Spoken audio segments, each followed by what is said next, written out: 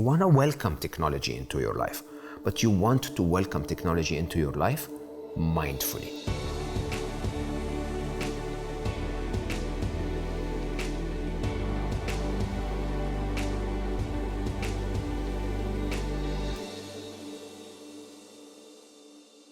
Welcome back to Joy to the World, my conversation with Mo Gawdat. We are talking about a lot of topics that, Mo says will help influence the world to turn into a better and maybe more positive place. We already spoke about the repression of emotions, how damaging that can be. We spoke about the feminine and the masculine energy. And we spoke also about negativity and how we should all overcome that. In this episode, we're going to talk about technology. On the one hand, a curse, maybe. On the other hand, a bliss. What's your take? Both, really. I mean, technology is a double-edged sword in every possible way. I mean, reality is, look at our life today and how amazing it is for us to be able to record this with all of those amazing technologies and then share them with the world. That's something to be grateful for. That's wonderful, right? Yeah. My daughter, who lives in a different country, and I love my daughter, so I need to be connected to her. How can I do that without technology? I remember in the old days when I was traveling, and my dad would give me enough money to call them on the telephone once a week, right? How different is our life with all of the technology. But at the same time, of course, technology is causing us a lot of stress, it's changing the pace and the rhythm of our life. It's filling our life sometimes with toxic positivity, with cyberbullying, with comparisons. And we use technology in ways that are either not the way technology is supposed to be used, or we overstretch the use of technology in a way that really reduces our humanity. And I think one of the things that we're seeing in our world today, and something that, if we were to find a joyful world, we need to overcome, is that extensive use of technology that has now surpassed our humanity, that has now got us to the place where we don't feel human anymore. The question is, do we want to go back to the sides of, is the upside equal to the downside of having to commute all the time and having to meet people all the time? Some meetings would benefit tremendously from having this. Other meetings, you could probably do it on a Zoom call or on a quick phone call that is good for our planet, instead of consuming our planet in the process of not using technology enough to do something good. We need to become a lot more conscious and cautious. If we're not about our own selfish benefits, but are about joy for the world, how can we actually connect to those technologies just sufficiently so that they add to our life and not take away from our life? Can you give an example of how it affects it negatively, apart from the environmental issues that we were just talking about? And can you give an example of how we could deal with it better in order to help, to make technology serve the purpose of humanity? Well, I don't think I need to give you, I can give you many examples, but I think you will know many more than me, and every one of our viewers will know many more than me. But technology hurts you from starting with the pain in your neck that you're not aware of because you've been bent over your phone for too long, to that little pain in your thumb because you've been typing too long, to the feeling of isolation, to the feeling of loneliness, to the feeling of disintermediation from humanity. There are so many negatives that come as a result. There are so many negatives in terms of not defining our work-life balance anymore, not defining our working hours anymore. There are so many negatives in terms of filling our heads with concepts that are actually not always true, that are biased by artificial intelligence, that is confirming to us biases that we had within us, but then magnifying them. It can go in so many ways because it's now so pervasive in our life anyway. And when you really think about the benefits of technology, you want to welcome technology into your life, but you want to welcome technology into your life mindfully. I start by saying, stop using the technology that harms you, okay? Then go into using less technology in general. Just use enough for what you need. And then third, which probably is the most important, fill the gaps that you get with things that are enhancing for your life that are not completely driven by technology. Let me explain. So to start with, there are technologies that harm us. We spoke in the last episode about horror movies and violent movies and all the negative news.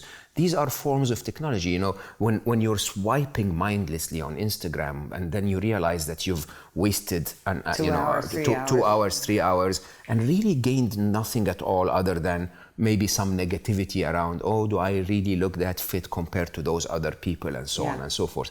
You have to start becoming mindful of those. Mindful in terms of, yes, I am on Instagram, I'm active on Instagram and other social media networks because it benefits me in terms of spreading the message of happiness, but I can be mindful about it. I can do it when it's good and I can stop it when it's not, okay? Other than that, of course, there are many other technologies that you know outright are not good for you and you should probably stop them altogether. Start by being very organized. I advise everyone to use some of the techniques that are well known in terms of how much time you spend on your phone. So use the digital health platforms to monitor and recognize, more awareness become also. aware, become aware of how much time you spend on those devices. When I started to do this a few years ago, I had 4.8 hours a day. Wow. Spent on them on my phone. Can you believe that? And you'll be surprised how many people, if you add a digital health app to your phone, you'll be surprised how close we all get to that. Okay? Now, of those 4.8 hours, how many of them do I need? How many of them can I remove? And what can I do if I gave myself 2 hours back? So it's not as much spending time on your phone, but spending it wisely. I can imagine people will not give up maybe the social media like Instagram, but maybe there is something to be gained if you can set yourself some rules, right? I'm not going to engage on Instagram if it doesn't actually teach me something, learn me something, if I don't get, something positive out of it. The rule is very simple, very, very simple. About technology, about food, about any habit that you have. The rule is very simple, okay? If it brings you joy, put more of it in your life. If it benefits you, put more of it in your life. If it works against you, reduce the use of it. It's really not that complicated. Huh? If there is a certain type of technology that is bringing you joy, of course, go ahead. Life is about finding joy. Joy is different than fun. Joy is different than entertainment. Joy is, I feel genuinely peaceful and calm and contented and rewarded by the use of that technology or by the use of whatever habit that I add into my life. If it's a negative habit, take it away from your life. You should rule your technology and should not be ruled by technologies. Can you give us then one personal habit, how you deal with this technology? Oh, I have many. So, I've built a lot of this technology myself, and I've also really suffered because I tend to overwork sometimes. Even if my work is happiness, I engaged so much in it. And I found that one of my best habits is something I call a digital detox weekend. Oh, yeah. So I find I do this in one of two ways. One way is I actually sometimes take a full weekend.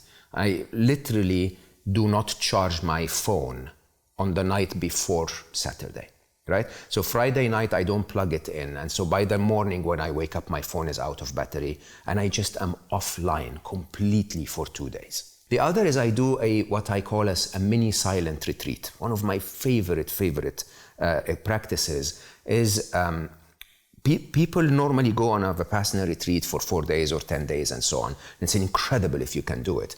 But you can only do it maybe once a year at best, or maybe every few years and so on. And so I do mini ones. I basically wake, if say I'm going to bed Saturday night, yes, and I would set my alarm to 3 p.m. on Sunday, okay? Which basically means I wake up whenever I wake up. I don't interact with time devices. I don't interact with people. I don't interact with music. I don't interact with knowledge in any way or technology in any way. I wake up and as if I'm on a retreat, I am not allowed to interact with the world other than with silence. So I'm basically with myself until my alarm goes off at 3.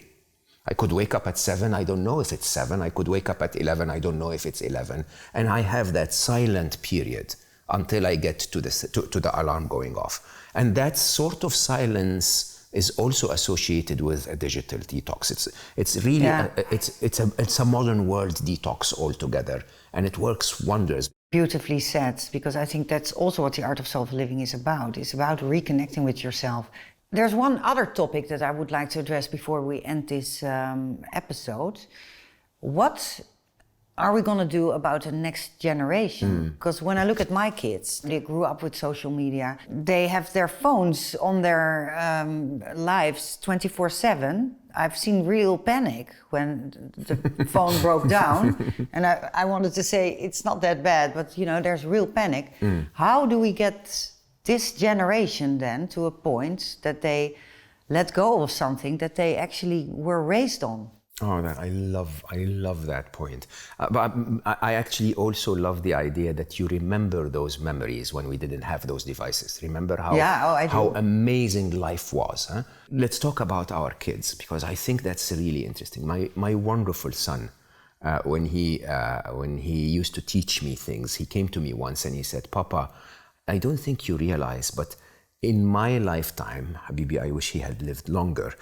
He said, "The United States president will be someone like me who grew up saying LOL and rolling on the floor laughing." Okay? Yeah. Used emojis. Parenting is not denying them the freedom to explore. Parenting is to hold their hands while they're exploring, so that you can guide them, so that they don't go behind your back and do the wrong things. Exactly. Okay? And so what I suggest for people to do is to actually be the example for your kids. If you don't want your kids to hold their phones all the time, don't do it yourself. And the same rule applies. The same rule applies in terms of tell your kids openly, I want you to have joy. I want you to benefit. If you're holding your phone and it's making you joyful, not just having fun, not playing a video game, but you're having a wonderful experience connecting with a friend or exploring a video or whatever, or if it's making your life better, let's do as much of that as we can, okay? True. But if it's working against you, making your neck hurt or taking you away from playing football, maybe we shouldn't have it that often. Yeah. And I think that balance, if we demonstrate it and have the conversation openly with them, then we're preparing them for a world where technology can help them be so good at what they do, but at the same time not have to pay the negative price that comes with it. Yeah. I really hope you will join us for the next episode of Joy to the World with Mo Gawdat. See you there.